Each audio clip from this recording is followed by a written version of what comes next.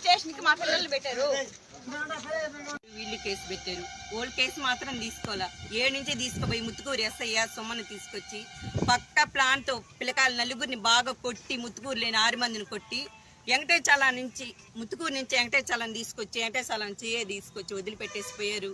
వాళ్ళకి కొట్టిన వాళ్ళకి ఏమి దెబ్బలేం లేవు, వీళ్ళకి మాత్రం పక్క చెయ్యి కూడా ఇరిగిపోయింది. పిల్లలకి ఏదో ఒక న్యాయం చేయాలని మేము అడుగుతున్నాం నాయన. Constable, Muthukur SI, Muthukur constable. CI నిన్న సిఐ వాడికి వచ్చి అడిగితే మీరందరినీ ఎత్తి లోపలేసేస్తాను, బయటికి లోపలేస్తామని చెప్పాడు. అంటే మాలోళ్ళని ఎత్తి లోపలేస్తాడు. ముత్తుకూరు ఎస్ఐ విశ్వనాథ్ రెడ్డి, కానిస్టేబుల్ సుమను కలిసి మా పిల్లల్ని కొట్టి తీసుకొచ్చి వాళ్ళ వెహికల్ లో వెంకటాచలం స్టేషన్ వేసారు. రాత్రి వరకు మాకు ఇన్ఫార్మ్ లేదు, పిల్లలు ఏమయ్యారో తెలీదు, మాకు అసలు ఏం చెప్పలేదు.